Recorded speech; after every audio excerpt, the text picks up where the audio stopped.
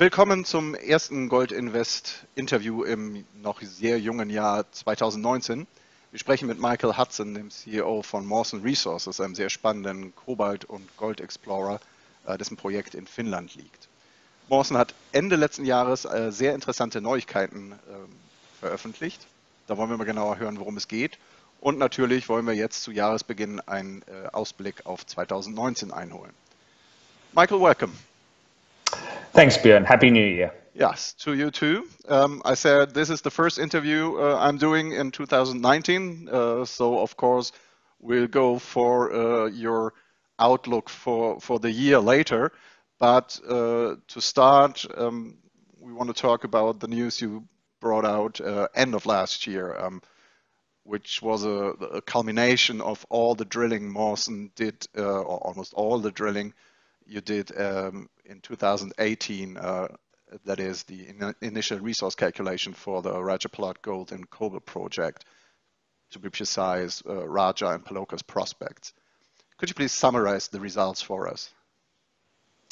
It was a good start for us, Björn. As you said, it was really the majority of the drilling that we conducted in 2018, with some of the drilling in 2017, and we produced what is a very solid resource as a first up resource, or a maiden resource that we say. So we have an inferred resource constrained, which means it's constrained with mining parameters, broad mining parameters of 424,000 ounces at just over 3 grams per tonne gold equivalent. Within that we have an open pittable model resource, and then an underground resource. The underground resource is much higher grade at 5.2 grams, and then the broader overall resource, unconstrained, we say, is closer to 500,000 ounces. In fact, 482,000 ounces. So this is, of course, just very much a start, but a very good start, and infinitely expandable. That's what I was going to talk about you now, because these are great numbers, but as you said, it's an initial or a maiden resource. And if I remember correctly, you only covered a very small part of the known mineralized trend in Finland there. Yeah, it's really early days along the resource area, or the resource area is only a smaller part of the bigger system. So we've got more or less about a 4-kilometre trend that we're dealing with at the moment. The resource is only about 800 metres of that known mineralised trend to date. The average depth of drilling, and I haven't got it off the top of my head, but it was around about 120, 130 metres. So it's very shallow. We know that the current resource at Raya prospect goes down 400 odd metres down plunge, about 300 metres vertically. And we can see that down to a kilometre down plunge with geophysics, and we'll talk about that in a minute, I'm sure. But the resources continue to much greater depth. So we're really just looking at the very top shallow levels, very much in the zone of where you'd see open pittable resources continuing down to underground resources. But early days along strike at depth, and that's obviously defines where we need to go next. That's the thing, where you need to go next. You talked about the geophysics. You did, I think it was electromagnetic surveys of different sorts recently, which you completed, which gave you some promising targets. Can you tell about that? Yeah, we are very fortunate that the mineralization, as we say, lights up like a Christmas tree, and I'm sure I've used that with you before. But when we put electrical currents into the ground, the mineralization, that the gold mineralization is associated with sulfide minerals that are conductive. So it's very much like a metal detector, where you might see a prospector with a metal detector on the beach or somewhere looking for little nuggets of gold or coins. Pilbara, for example.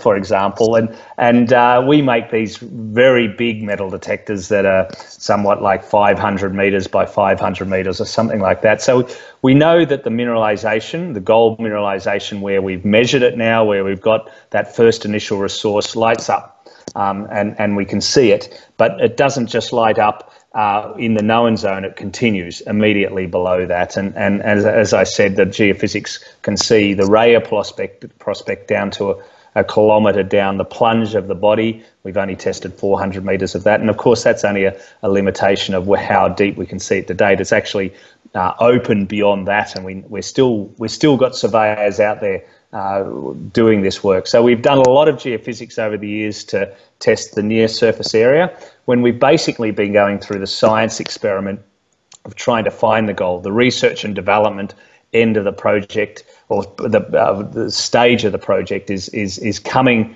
to an end, and the project's pivoting to the resource and resource expansion. And now we're starting to look deeper for those resources. And like I said, there's crews out there still going, helping us to find drill targets.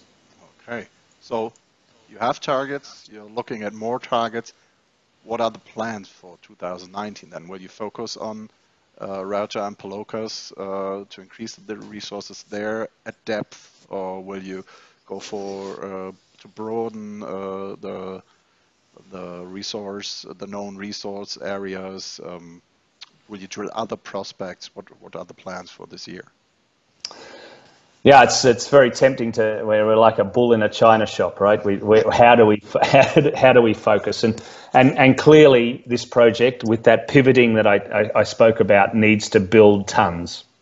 We need to build tons beyond the known resources, and the easiest way to do that is to extend the known resources for the main part. And that will be the focus of extending those initial resources, and where we know that those electromagnetic anomalies extend beyond. That also happens at Palokas, which was the other part of this resource. Notwithstanding, we have a lot of targets still to drill near surface, and we'll put some efforts into drilling those, but it's a little harder to continue the exploration when we know we're building tons in the other areas. So I'd say 80% building tons, 20% of the drill focus will be to define new areas. And I should say it's all subject to permitting.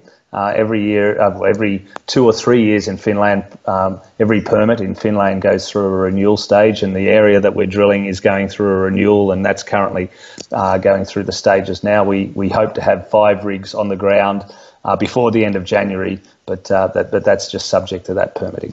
Well, 5 rigs, it sounds pretty aggressive. You should get some drilling done with that. So looking forward to good news flow here, hopefully.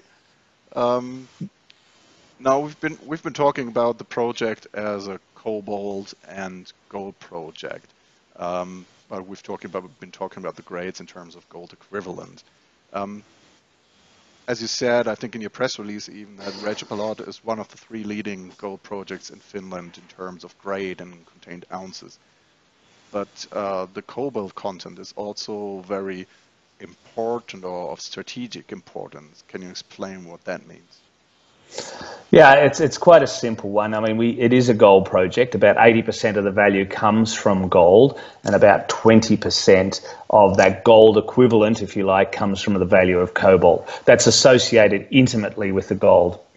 And metallurgically, there's no red flags at the moment. We're going through the met work with the cobalt to make sure it's extractable. It's in minerals that have been extracted and are extracted in other cobalt deposits. So what is important about that is that Finland has the world's largest cobalt refinery 400 kilometres south of us in a place called Kokkola, and Finland wants to be part of the sustainable and ethical supply chain for cobalt leading to batteries. They want to be the whole part of that supply chain. The politicians in Finnish society are very adamant about that. So Finland is has the largest single cobalt refinery in the world. They produce 10% globally, or 50% of non-Chinese refined cobalt.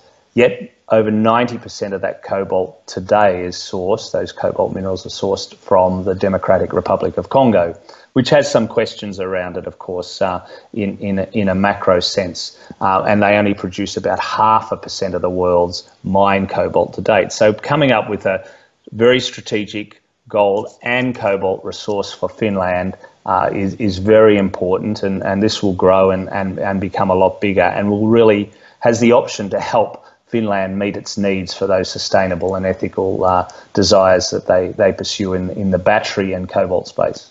Yeah, sounds like you're in the right place there. Okay, there's a lot of work before you for this year. A lot of drilling to do, further tech geophysics. If all went well in an ideal mining world, where would you like to be with the project at the end of this year? If all went well in the mining world, which you say. Terms, yes. Now, what I'd like to see is at least a doubling of the resource volume. We'll never know the grade until we drill it, but I can see that we'll clearly, should we get those permits in place to drill the 15 kilometres, I should say, with those 5 drill rigs that we've got planned in the next few weeks to start, we'd like to at least double that current volume or tonnage, and let's see what happens with the grade. It looks great so far, and let's trust that continues. And then with a vision, then we can start to see, close to 1 million or over 1 million ounces, and then we can see a lot more tons attributed to around those resources. So then you can start to see that it's really becoming quite a significant project, and that would be the vision. Okay, well, let's hope you get there. This gold price at least seems to be headed in the right direction for the moment. You never know these days what's going to happen, but it's looking good, and we wish you all the best for this year and your efforts, and we'll talk to you once you have an update for us. That's great, Björn. Thanks. There's very few high-grade projects in very good jurisdictions that are infinitely expandable, so we look forward to updating you. Thanks.